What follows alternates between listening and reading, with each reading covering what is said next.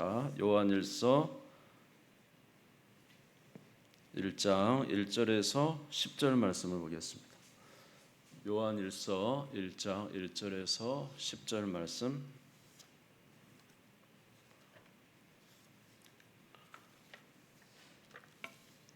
요한일서 1장 1절에 10절 교독하겠습니다.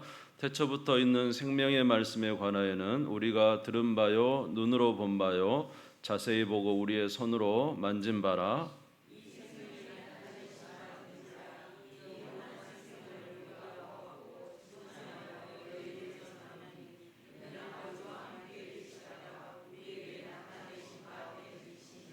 우리가 보고 들은 바를 너희에게도 전함은 너희로 우리와 사귐이 있게 하려 함이니 우리의 사귐은 아버지와 그 아들 예수 그리스도와 더불어 누림이라.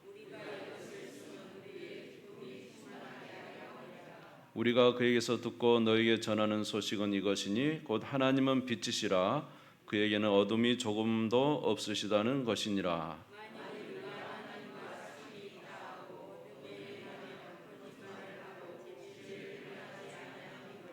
그가 빛 가운데 계신 것 같이 우리도 빛 가운데 행하면 우리가 서로 사귐이 있고 그 아들 예수의 피가 우리를 모든 죄에서 깨끗하게 하실 것이요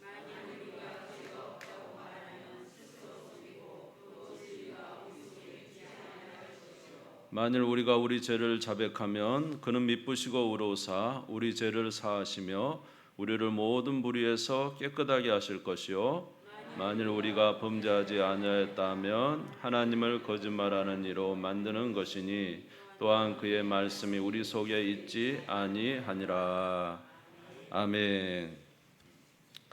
여름이기 때문에 덥고 또 졸리기도 하고 또 이렇게 기도하는 일이 외적으로 보면은 좀 쉽지 않지만은 또 우리 하나님께서 주시는 은혜는 언제 주실지 모르잖아요. 그렇죠? 우리가 기대할 때 물론 하나님 은혜 주시기도 하겠지만은 보편적으로 보면 우리가 기대하지 못할 때 하나님 은혜를 주십니다. 오늘 밤이 그런 밤 되기를 바라고 이 여름이 그런 여름 되시기를 바랍니다.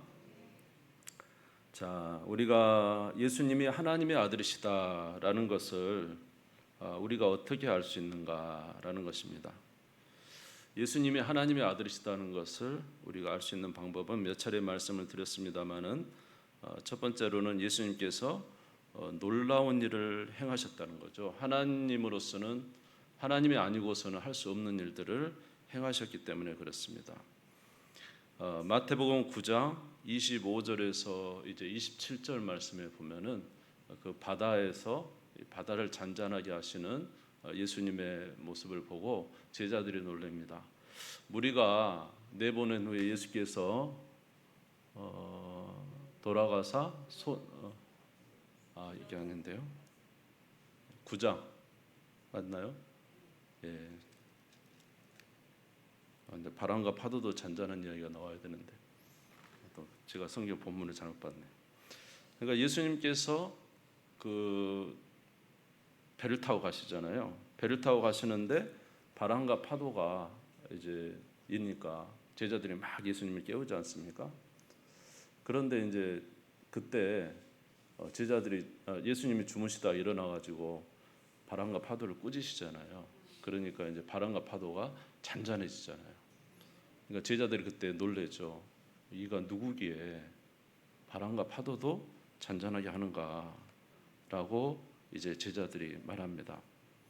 그러니까 예수님께서 행하시는 이 일들이 뭐 병자를 고치거나 또는 귀신을 쫓아내거나 오병이의 기적을 일으키거나 이런 모든 것이 일반적인 사람은 할 수 없는 일이죠.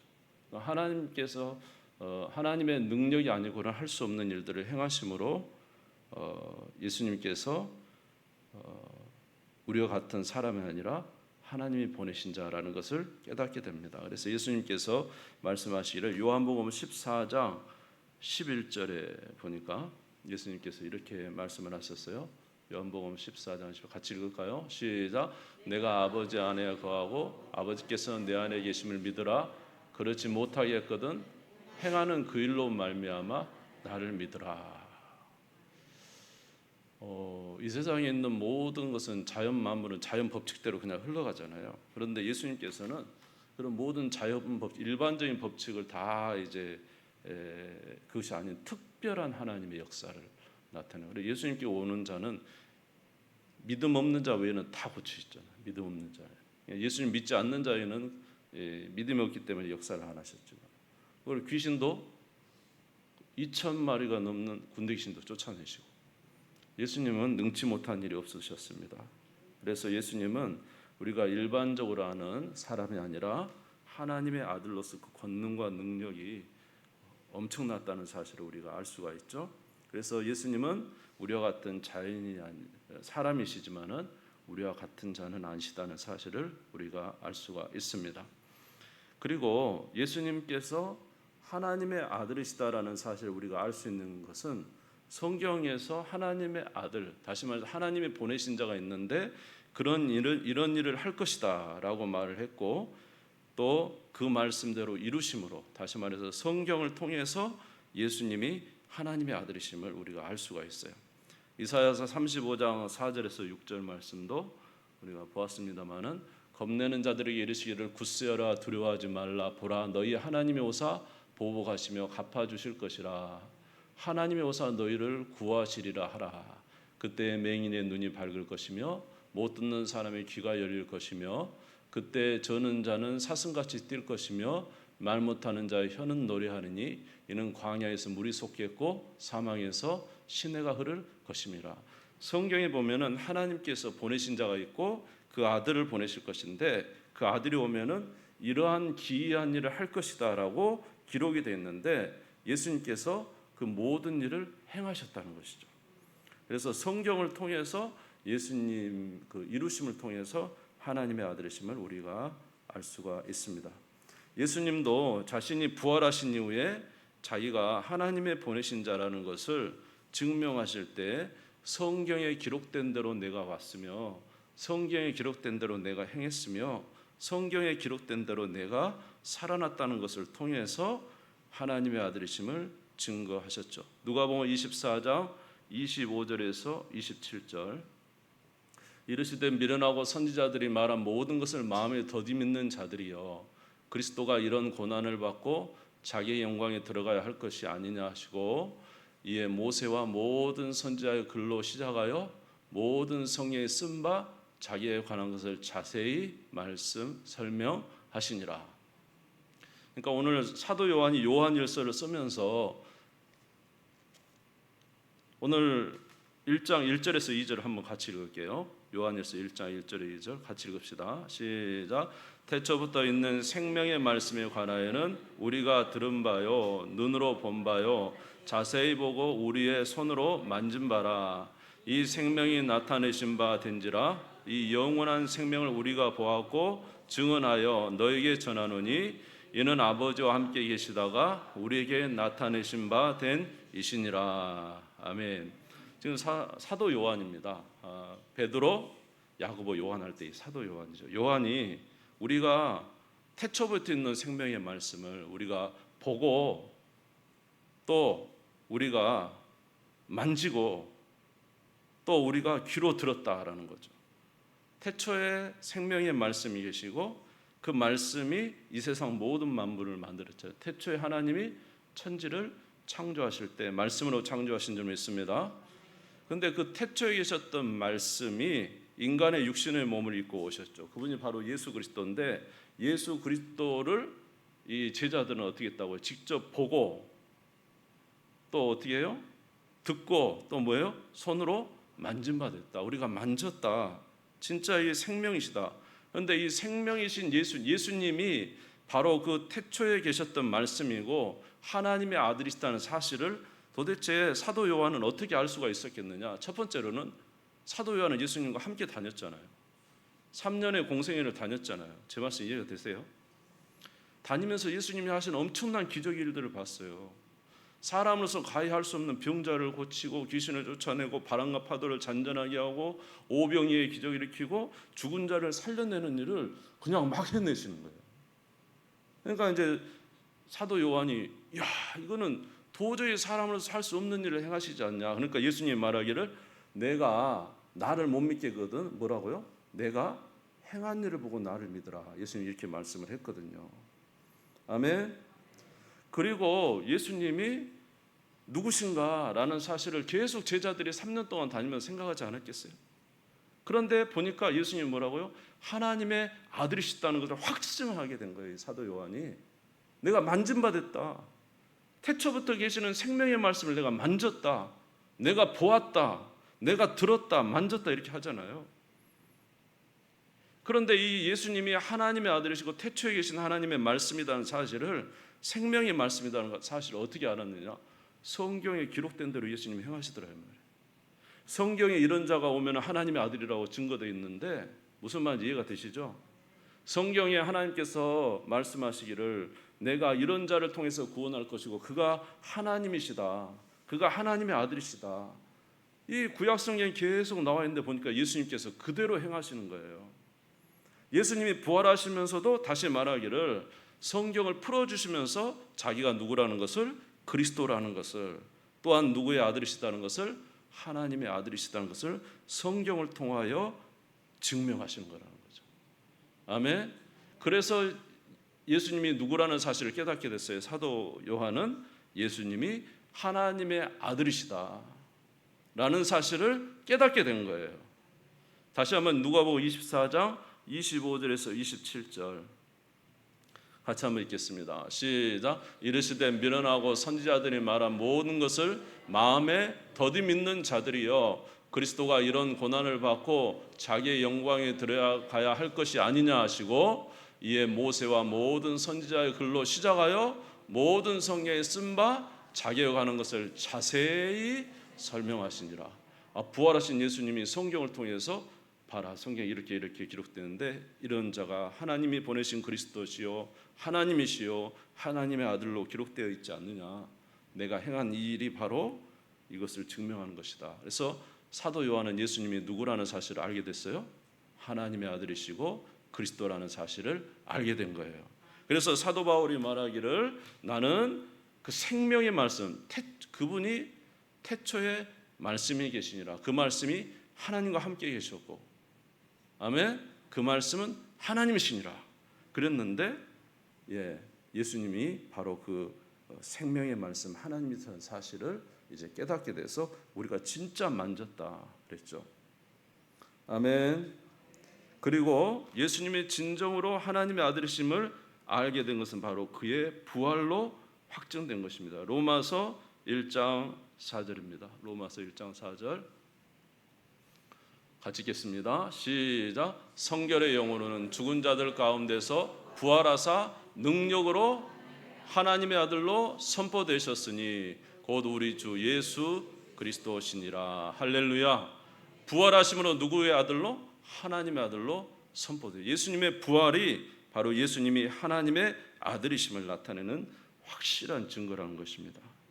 아멘. 그래서 예수님은 바로 하나님의 아들이시요, 예수님 안에 뭐가 있었어요? 생명이 있었고, 예수님은 태초부터 계신 생명의 말씀인데 우리가 그를 만진 바 되었다고 말하고 있는 것입니다. 그러므로 우리가 이제 이러한 것을 통해서 사도 바울이 우리에게 말해주고 싶은 것은 이 죽음, 온 세상에 죽음밖에 없어요. 더 이상의 희망이 없는 이 세대 가운데, 어두운 이 세대 가운데 우리에게 무엇이 비쳤다? 빛이 비치고, 우리에게 무엇이 비쳤다? 생명이 비치고, 우리에게 무엇이 비쳤다? 영생이 비쳤다는 것이죠. 할렐루야. 그래서 이런 예수 그리스도를 통해서 우리 주신 하나님의 은혜를 우리가 받기 위해서는 그러면 어떻게 해야 되는가라는 것입니다. 첫 번째로 우리가 죄인인 것을 고백해야 됩니다. 요한일서 1장 8절 말씀, 요한일서 1장 8절 같이 읽겠습니다. 시작. 만일 우리가 죄가 없다고 말하면 스스로 속이고 또 진리가 우리 속에 있지 아니할 것이요. 어떤 이들은 말하기를 아담과 하와가 선악과를 따먹은 것이 도대체 우리하고 무슨 상관이 있느냐 이렇게 말을 하지만, 아담과 하와의 사실을 믿지 않는 자는 예수 그리스도를 믿을 수도 없습니다. 왜냐하면 아담과 하와가 우리의 시조가 되어서 범죄함으로 인해서, 그로 인해서 온 인류가 무엇이 되어버렸어요? 죄인이 되어버렸어요. 그래서 우리가 죄인이라는 사실을 인정하지 않는 자는 예수님이 필요가 없죠. 오늘 말씀에도 뭐라고 그랬어요? 오늘 말씀에도 만일 우리가 죄가 없다고 말하면 우리는 스스로 속이고 또 진리가 우리 속에 있지 아니할 것이요. 저도 처음에는 저도 괜찮은 사람인 줄 알았어요.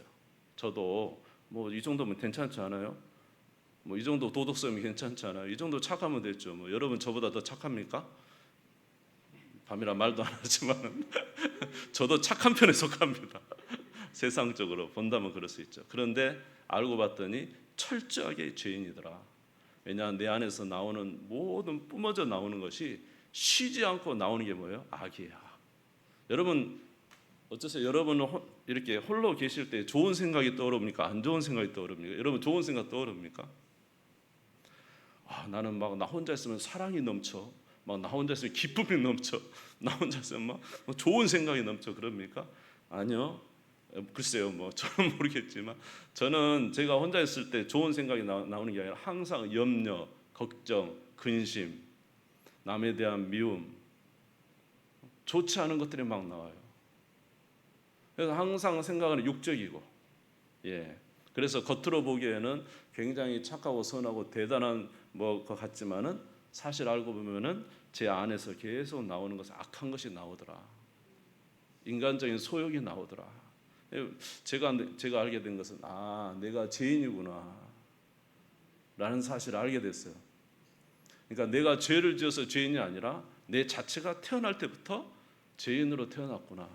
그래서 나오는 게 자연스러운 게 그냥 악한 것이 더 자연스러워. 아담과 하와가 범죄하여 선악과를 따먹어 죄인이 되었다는 사실이 인정되지 않으면 예수님이 필요가 없지 않겠어요? 우리가 한번 생각해보세요. 저와 여러분이 만약에 진짜 죄인이 아니다면 굳이 예수님이 죽으실 필요가 있을까요? 우리가 그저 지은 죄, 우리가 살면서 지은 죄만 형벌을 받으시면 되죠. 근데 예수님이 왜 십자가에 죽으셨을까요? 우리가 죽지 않으면 부활할 수 없는 죄인이기 때문에 그렇습니다. 우리가 죽지 아니하면은 결코 살아날 수 없는 죄인이기 때문에 하나님은 우리의 형벌의 죄가로 예수님이 죽으신 것이죠. 우리가 죄인이라는 사실을 인정하는 게 중요해요. 아멘.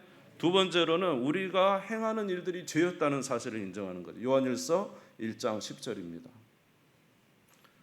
요한일서 1장 10절 같이 읽읍시다. 시작. 만일 우리가 범죄하지 아니었다 하면 하나님을 거짓말하는 이로 만드는 것이니 또한 그의 말씀이 우리 속에 있지 아니하리라. 나는 죄짓지 않고 살았어. 이렇게 말하면 그 거짓말하는 자라는 거예요. 하나님께서 너의 삶이 온통 죄라고 말씀하시는데 어떻게 이것을 우리가 거부할 수가 있겠습니까? 그러므로 생명의 말씀이 오신 것은 바로 죄인이며 온통 죄를 짓고 살아가는 우리를 위해서 하나님의 말씀이시며 하나님의 생명이신 예수님께서 이 땅에 오셔서 우리의 죄를 대속하시고 십자가에 못 박혀 죽으시고 3일 만에 부활하심으로 우리가 그를 믿을 때 죄 용서를 받고 하나님의 자녀가 되는 것입니다. 아멘. 그래서 요한일서 1장 9절에 뭐라고 말씀하셨습니까? 같이 읽겠습니다. 시작. 만일 우리가 우리 죄를 자백하면 그는 미쁘시고 의로우사 우리 죄를 사하시며 우리를 모든 불의에서 깨끗하게 하실 것이요. 하나님, 나는 죄인이었고 나는 평생 죄를 짓고 살았습니다. 이 고백을 하면 주께서 우리의 죄를 사하시고, 할렐루야, 우리로 이제 죄에 대해서 죽고 의에 대해서 산 새로운 사람이 되게 하시고 하나님의 자녀가 되는 권세를 주신 것입니다. 할렐루야. 그래서 이제 우리에게 이런 은혜를 베풀어 주셨다. 그러니까 그리스도가 오신 것은 우리로 죄에 대해서 죽고 의에 대해서 산 하나님의 자녀로 살게 하시기 위해서, 우리에게 영생을 주시기 위해서 그 예수님이 오셨다는 것입니다. 그러니까 여러분들은 예수 그리스도를 믿습니까? 여러분들은 하나님의 자녀가 된 것을 믿습니까? 그러면 이제 어떻게 살아야 되죠? 하나님의 자녀로서의 합당한 삶을 살아야 되죠. 아멘. 자, 요한일서 1장 5절에서 6절을 같이 읽겠습니다. 시작. 우리가 그에게 듣고 너에게 전하는 소식은 이것이니 곧 하나님은 빛이시라 그에게는 어둠이 조금도 없으시다는 것이니라. 만일 우리가 하나님과 사귐이 있다 하고 어둠에 행하면 거짓말을 하고 진리를 행하지 아니함이거니와 그랬습니다. 그러니까 예수님이 오신 것은 우리에게 생명을 주기 위한 것이고, 우리가 고백하고 예수 그리스도를 믿으면 하나님의 자녀가 되고, 우리는 무슨 자녀가 돼? 빛의 자녀가 됐다는 거예요. 빛의 자녀. 그러니까 빛의 자녀면 어떻게 살아야 될까요? 빛 가운데 살아야 되죠. 그런데 여기 보니까 6절에 보니까 만일 우리가 하나님과 사귐이 있다고 어둠에 행하면 거짓말을 하고 진리를 행하지 아니하는 것이다. 우리가 빛의 자녀가 됐는데 악을 행하고 죄를 짓고 살아가고 어둠 가운데 거하면은 그것은 하나님께서 원하시는 삶이 아니라는 것이에요. 근데 문제는 이제 저와 여러분이 예수를 믿음으로 하나님의 자녀가 되었다는 사실을 인정하고 또 사실을 믿고 그렇게 살아가는데, 저와 여러분의 삶이 빛된 삶을 이제 살지 못하고 있다는 것이 문제가 되는 것입니다. 어째 여러분의 삶은 빛 가운데 살아가고 계십니까? 여러분 예수 그리스도를 믿습니까? 하나님의 자녀가 된 것을 믿습니까? 그럼 빛 가운데 거해야 된대요. 빛 가운데 거하지 않고 사는 것은 거짓말하는 자라는 거예요. 빛 가운데, 여러분 하나님의 자녀가 빛의 자녀로 빛 가운데 거해야 되잖아요. 그런데 빛 가운데 살지 아니하면은 하나님을 거짓말하는 자, 어두움 가운데 있는 자라. 자, 그런데 오늘 저와 여러분 가운데 오늘 성경 말씀에 해주는 것이 무엇입니까? 너에게 기쁨이 충만하게 하고 싶다는 거예요. 우리 1장 4절 한번 읽어볼게요. 시작. 우리가 이것을 쓰면 우리 기쁨이 충만하게 하려 함이라. 여러분 보니까 사도 요한은 기쁨이 충만하대요. 기쁨이. 그리고 나의 기쁨을 너희들에게 전해주고 싶대요. 이유는 무엇이냐면 하나님의 자녀가 되었을 뿐만 아니라 뭐라고요? 하나님의 자녀답게 빛 가운데 살 수 있는 그런 은혜를 가지고 살아가기 때문에 사도 요한은 기쁨이 충만하다는 거예요. 저와 여러분도 이런 은혜 가운데 있기를 바랍니다. 자, 그런데 우리가 이렇게 살 수 있는 방법은 무엇이냐라는 것입니다. 로마서 8장 9절에 보니까 로마서 8장 9절 한번 읽겠습니다. 시작. 만일 너희 속에 하나님의 영이 거하시면 너희가 육신에 있지 아니하고 영에 있나니 누구든지 그리스도의 영이 없으면 그리스도의 사람이 아니다. 예수를 믿었는데 우리 안에 누가 거하신다고요? 하나님의 영인 성령이 거하신다는 거예요. 할렐루야. 그래서 우리가 이런 빛 가운데 삶을 살 때 기쁨이 충만해요. 어떤 분이 이제 이 본문을 말씀을 하는 거 제가 들었는데 어떤 부분이 그러더라고요. 젊은이들한테 왜 너희들은 그렇게 기쁨이 없냐? 왜 너희들은 그렇게 예수 믿는다고 하면서 예배도 이렇게 많이 참석하는데 얼굴빛이 그렇게 죽었냐? 그러면서 물어보고 그랬는데, 청년들을 이제 담당하다 보니까 요새 젊은 청년들이 얼마나 이 세대 가운데 어렵습니까? 믿음 지키기가 어려운 거예요. 환경이 너무 유혹적인 게 많고 너무나 이제 어려운 가운데 빠져 있기 때문에 자기들이 이제 승리의 삶을 살지 못하는 거예요. 예수를 안다고 믿지만은 삶에는 승리가 없는 거예요. 그러니까 기쁨이 없는 거예요. 저와 여러분 가운데도 진짜 기쁨이 충만하려면 우리가 빛의 자녀가 되었으면 어디에 거할 때? 빛에 거하여 복되고 승리하고 그런 은혜의 삶을 살 때 우리 가운데 기쁨이 넘치게 되잖아요. 아멘. 저도 그런 것 같아요. 저도 환경이 오는 어려움은 문제가 아니에요. 사실 환경이 오는 어려움이 문제가 아니라 내가 얼마나 영적으로 살아있느냐, 이게 중요하거든요. 내가 얼마나 영적으로 충만하느냐. 그래서 충만해서 이 모든 어려운 환경도 능히 감당할 그 힘과 은혜가 있을 때 기쁨이 충만하죠. 두렵지 않은 거예요. 왜냐? 두렵지 않아. 와도 얼마든지 나는 그것을 감당할 이제 은혜가 있는 것이죠. 저와 여러분의 삶에 진짜 기쁨이 있는 것은 뭐냐 하면 이런 모든 어려움이 와도 승리할 수 있는 우리 안에 영적 기반과 은혜가 있다면 기쁨으로 살 수 있잖아요. 그래서 성경을 열심히 읽어요. 저는 이제 때때로 여러분도 이제 우리 교회는 성경을 워낙 많이 읽으셔가지고 이제 금방 천도길 금방 이제 달성할 것 같아요. 근데 성경을 읽었을 때 기쁨이 뭐냐면 영혼의 양식이 돼가지고 하나님이 주신 이 말씀을 통해서 막 우리가 이렇게 해야 하는지 저렇게 해야 하는지 말씀 속에서 막 나타나잖아요. 그런 말씀을 읽으면 뭐가 좋냐면 하나님이 우리와 함께 하시고 하나님께서 우리를 지키시고 우리는 오로지 하나님 안에 살면 되고 오로지 하나님만 믿으면 된다는 사실을 말씀 속에서 은혜를 받을 때 어려움이 와도 상관이 없고 큰 풍파 같은 게 몰려와도 상관없어요. 왜냐하면 주님이 우리를 능히 이기게 하실 것을 믿기 때문에 저와 여러분 안에 영적 기반이 있기 때문에 두렵지 않습니다. 근데 우리가 슬픈 것은 뭐냐 하면은 이길 수 있는 힘이 없기 때문이죠. 어려움이 오면 또 넘어지겠구나. 이제 어떻게 산다냐? 막 이런 염려들이 저희들 가운데 있기 때문에 그래요. 오늘 성경에서 말하기를 우리가 이것을 쓰면 우리의 기쁨이 충만하게 하려 합니다. 너희도 기쁨이 충만하기를 원한다.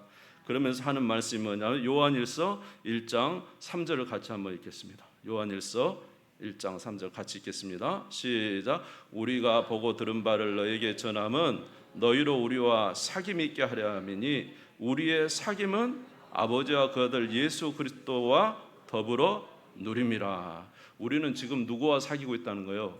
아버지와 예수 그리스도와 현재 사귀고 있다는 거예요.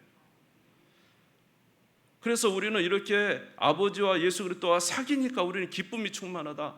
이렇게 주님과 사귀어 사니까 하나님이 우리에게 승리를 주시고 은혜의 삶을 살게 하시기 때문에 우리는 너무 기쁘다. 그래서 너희들에게도 이 빛을 전한다는 것입니다. 제가 이제 저번에 초청주일날 말씀을 증거하려고 준비를 하다가 상당히 은혜를 받은 적이 있어요. 이게 뭐냐면은 사도행전 16장 31절이거든요. 사도행전 16장 31절. 여러분 다 아시죠? 네, 한번 외워보겠습니다. 시작.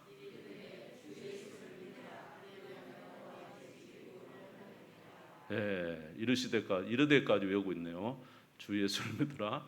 그리하면 너와 내 집이 구원을 받으리라. 주 예수를 믿으라. 그리하면 너와 내 집이 구원을 받으리라. 우리가 보편적으로 믿는 신앙은 어떤 신앙이냐면 예수님이 나의 죄를 위해서 속죄하셨다는 신앙을 믿습니다. 그런데 정확하게 말하면 저와 여러분이 믿는 신앙은 예수님이 우리 죄를 위해서 속죄하셨다는 신앙만 믿는 게 아니에요. 우리의 죄를 위해서 속죄하신 예수 그리스도께서 부활하셔서 오늘 우리와 함께 하신다는 걸 믿는 겁니다. 무슨 말 이해가 되세요? 그러니까 우리의 속죄를 위해서 죽으시고 그냥 부활하셔서 끝나신 그분이 아니라 우리의 죄를 위해서 속죄하시고 부활하신 예수 그리스도께서 저와 여러분과 함께 거하신다는 거예요.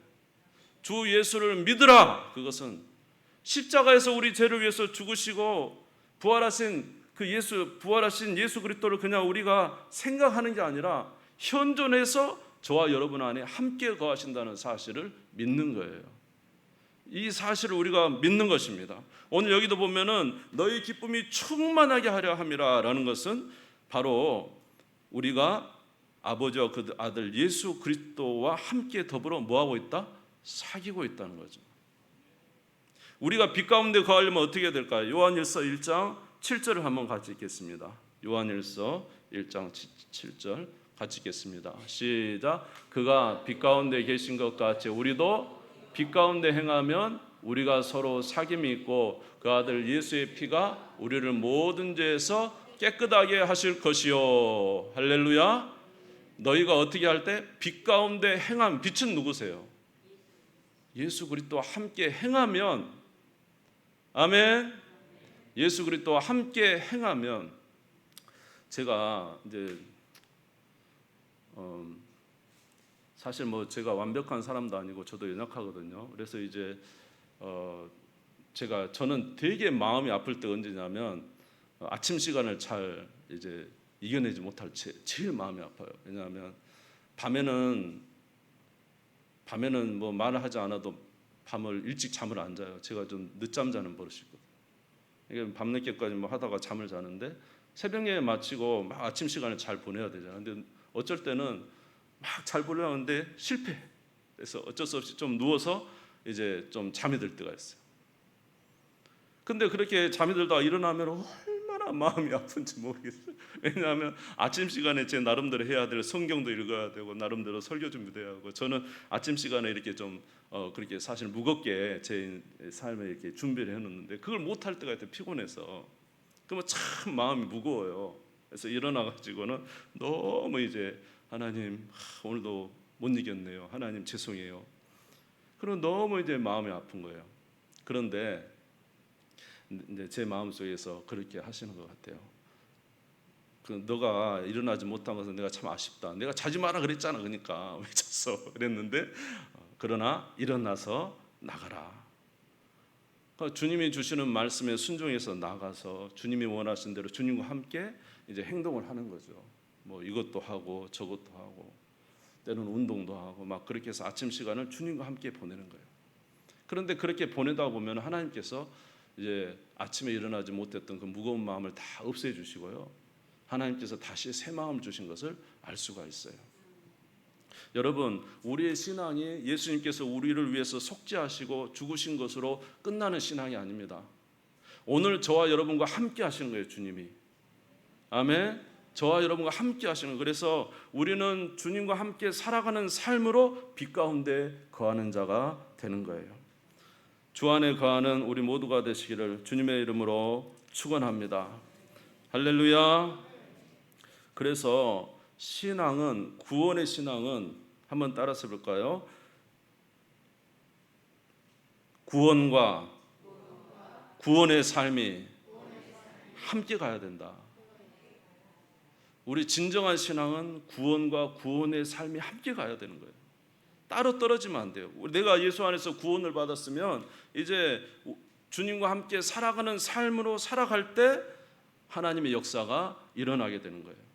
자칫 잘못하면은 예수님께서 나의 죄를 위해서 십자가에 죽으셨다는 이 사실만 여기고 오늘도 우리와 함께 하시는 주님과 함께 살아가는 삶을 살지 않아요. 그래서 결국은 이제 이원론적인 신앙이 되고 마는 거예요. 그러나 오늘 분명히 뭐라 그랬습니까? 요한일서 1장 5절에서 6절을 다시 한번 읽겠습니다. 5절에 6절 같이 읽겠습니다. 시작. 우리가 거기에서 듣고 너에게 전하는 소식은 이것이니 곧 하나님은 빛이시라. 그에게는 어두움이 조금도 없으시다는 것이니라. 만일 우리가 하나님과 사귐이 있다 하고 어둠에 행하면 거짓말을 하고 진리를 행하지 아니하는 것이다. 아멘. 따라서 하겠습니다. 구원과 구원의 삶이 같이 있어야 된다. 할렐루야. 예수님의 은혜가 있다면 이제 예수님과 함께 살아가는 삶, 그런 삶이 있어야 된다는 것입니다. 그것이 바로 우리의 삶을 복되게 한다는 것입니다. 사랑하는 성도 여러분, 오늘 여러분의 마음과 심령은 어떻습니까? 여러분의 심령은 기쁨이 있습니까? 기쁨이? 만약 기쁨이 없다면은 여러분이 예수 그리스도로 인해서 구원의 삶이 지금 시작돼야 됩니다.